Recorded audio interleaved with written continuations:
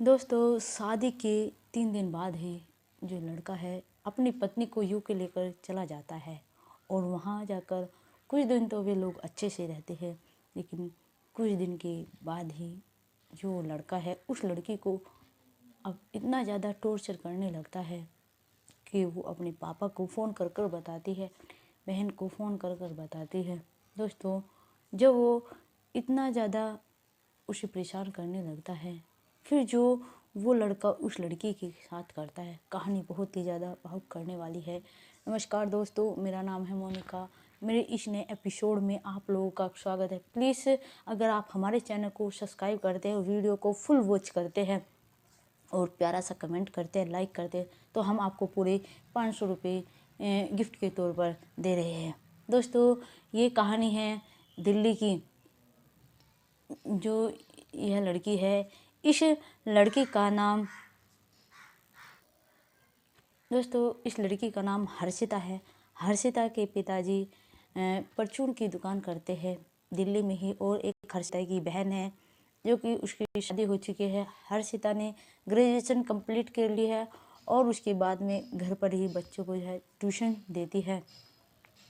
इस तरह से चलता रहता है उनका गुजारा। लेकिन कभी कभी वो अपने पापा की परचून की दुकान पर भी शाम के वक्त चली जाया करती थी। एक दिन ऐसा होता है जब वो अपने पापा की दुकान पर गई थी, तो उसके पापा का दोस्त परचून की दुकान पर बैठा हुआ था। जैसे ही हर्षिता को देखता है तो उसे देखता रह जाता है, क्योंकि हर्षिता बहुत ज़्यादा खूबसूरत थी। वो कहता है, क्या हर्षिता के पिताजी हो, क्या आप अपनी बेटी के लिए कोई लड़का देख रहे हो? हर्षिता के पिताजी कहते हैं कि हाँ, अगर तुम्हारी नज़र में कोई लड़का हो तो बताओ, शादी तो करनी है, आज नहीं तो कल। अगर कोई अच्छा लड़का मिल जाएगा तो हम अपनी बेटी की शादी कर देंगे। लेकिन जो उसका दोस्त था, हर्षिता के पिताजी का, वे कहता है कि हाँ, मेरी बहन का लड़का है, यूके में पीजे बॉय डिलीवरी का काम करता है, जो पिज़्ज़ा डिलीवर करता है। ये बात सुनकर उसके पिताजी कहते हैं, ये तो अच्छी बात है। और ये बात जाकर जो हर्षिता के पिताजी हर्षिता की माँ को बोलते हैं, वो भी कहती कि शादी तो करनी है, चलो देख लो। तो वैसे भी तुम्हारी दोस्त है, उसकी बहन का लड़का ही तो अपनी जान पहचान में ही शादी हो जाएगी, तो और अच्छी बात है। लड़का देखने जाते हर्षिता के पिताजी, और लड़का भी उन्हें पसंद आ जाता है, क्योंकि दूसरी कंट्री में वो जॉब क्या करता था। फिर जल्दी ही देख दिखाई होती है, रिश्ता पक्का हो जाता है, और जल्दी ही 2024 22 मार्च को उनकी शादी हो जाती है। और शादी के 3 दिन बाद ही जो है लड़का अपनी पत्नी को लेकर हर्षिता को लेकर यूके चला जाता है। हर्षिता के पति का नाम पंकज होता है। वहाँ पर जाकर सेटल हो जाता है, अच्छे से दोनों रहने लगते हैं। क्योंकि दोस्तों, हर्षिता ने भी उस लड़के को जब देखा था, क्योंकि वो बचपन में जो है दोनों दिल्ली के ही रहने वाले थे। हर्षिता उसके कॉलेज में पढ़ती थी, वो लड़का भी इसी के कॉलेज में पढ़ता था। दोनों की पहचान थी। हर्षिता जो समझती थी कि लड़का अच्छा है, इसलिए हर्षिता भी मना नहीं करती। और उसके पापा ने हर्षिता की शादी पंकज के साथ में कर दी थी। दोनों जाकर वहाँ पर रहने लगते हैं। जो पंकज है, पहले तो बहुत अच्छी तरीके से इंजॉय करते हैं। जब नई नई शादी होती है, थोड़ा और ज़्यादा जगह जगह घुमा कर लाता है। लेकिन कुछ दिन बाद ही क्या होता है, जो पंकज है वो हर्षिता को परेशान करने लगता है।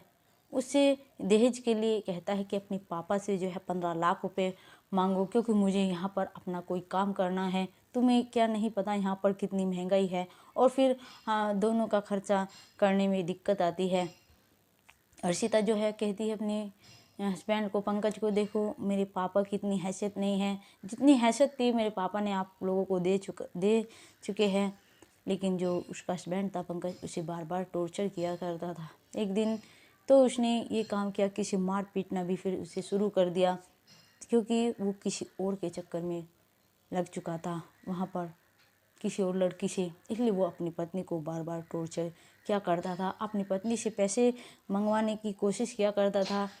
एक दिन जो हर्षिता है अपने पिताजी को कह देती है कि पिताजी ऐसे ऐसे ये मुझे बहुत ज़्यादा मारता है, पीटता है, ये पैसों की डिमांड कर रहा है, 15 लाख रुपए की। उसके पापा जो है जब ये बात सुनते हैं तो उन्हें बहुत ज़्यादा दुख होता है। फिर वो ये बात अपने दोस्त को बोलते हैं कि यार, जो तुमने लड़का बताया था कह रहे थे अच्छा खासा है, लेकिन वो कुछ पैसे मांग रहा है, और जबकि मेरी हैसियत इतने नहीं है। उधर जो उसका दोस्त है कहता है कि देखो ये तो तुम्हें पहले देखना चाहिए था, ये तो तुम्हें सब अरेंज करना ही पड़ेगा, और वैसे भी तुम्हारे कोई लड़का तो है नहीं, तुम्हारी 2 लड़कियां हैं, सब कुछ उन्हीं का तो है, क्यों ना कल भी देना है और आज भी देना है, अभी दे दो। ये बात सुनता है तो वो चुप रह जाता है। हर्षिता के पिताजी आगे कुछ नहीं बोलते। फिर वो अपनी पत्नी को बताते हैं। उनकी पत्नी अपनी बेटी को बताती है, बड़ी बेटी को, और ज़्यादा मतलब उसे बताया भी नहीं, क्योंकि उसकी शादी हो चुकी थी। वो भी इस बात में मतलब टेंशन करेगी, इसलिए उसे सब कुछ बताते भी नहीं थे, खुद ही ये सब झेल रहे थे, पैसे करने का इंतजाम कर रहे थे। एक दिन क्या होता है, पंकज उसे अपने जहाँ पर उसने फ्लैट ले रखा था बाहर निकाल कर उसे मारने पीटने लगता है। वहाँ पर एक इंडियन लेडी रहती थी, वो हर्षिता की मदद करती है और वो उसे बाहर निकाल देता है। वो अपने घर पर रखती है और वो अपने पापा को जो है सारी बात बता दी थी कि ऐसे ऐसे इसने आज मुझे घर से बाहर निकाल दिया, घर के बाहर मारा। ये तो शुक्र है एक इंडियन लेडीज रहती है, उसने मुझे अपने यहाँ पर जगह दी है, मैं उनके वहीं पर हूँ। जब उसके पापा सुनते हैं, कहते कि बेटा तुम चिंता मत करो, हम बहुत जल्द जो है यूके आएंगे। लेकिन ऐसे यूके नहीं जाया जा सकता दोस्तों। फिर क्या करते हैं, जो हर्षिता होती है वो अपना रिश्ता बचाने की फिर भी कोशिश करती है कि शायद हम दोनों का रिश्ता ना टूटे, मेरे मम्मी पापा को वरना बहुत ज़्यादा गहरा सदमा पहुँचेगा। ये बात जो है उसको फिर पंकज को मतलब मनाने की कोशिश करती है, समझाने की कोशिश करती है कि हम दोनों मिलकर कमाएंगे तो सब अच्छा हो जाए, क्योंकि मैं भी एक पढ़ी लिखी लड़की हूँ। लेकिन पंकज ये सब नहीं मानता, क्योंकि वो तो किसी और से प्यार कर बैठा था और उसको कहीं छोड़ने की सोच रहा था। लेकिन एक दिन क्या होता है, जब उसने हद कर दी थी तो हर्षिता कह देती है अपने पति को, पंकज को, कि देखो मेरे पिताजी इतने पैसों का इंतजाम नहीं कर सकते। तो क्या करता है, उसे फिर इतना ज़्यादा मारता है कि उसे अपनी गाड़ी में लेकर जाता है। जो इंडियन लेडी थी वो ये सब देख रही थी, वो ज़्यादा कुछ कर भी नहीं सकती थी क्योंकि वो उसकी पत्नी थी, और उसको ले जाता है। ले जाने के बाद में जब वो घर वापस आता अपने जहाँ पर उसने रूम लिया था, जो इंडियन लड़की थी वो सब देख रही थी। वो देखती कि अकेला वापस आया है, आखिर हर्षिता कहाँ गई। और फिर वो पुलिस को फ़ोन करती है, जो पुलिसकर्मी हैं वहाँ पर आते हैं, उसकी फ्लैट की चेकिंग की जाती है। लेकिन इतना ही क्या करता है, वो कुछ किसी चीज़ के बहाने अब कहीं पर जाता है, लेकिन वो वहाँ से फरार हो जाता है। और फिर जो इंडियन लेडी थी वो कहती कि देखो ये इसे बहुत ज़्यादा परेशान करता था, इसने ज़रूर कुछ ना कुछ उस लड़की के साथ में ज़रूर किया है।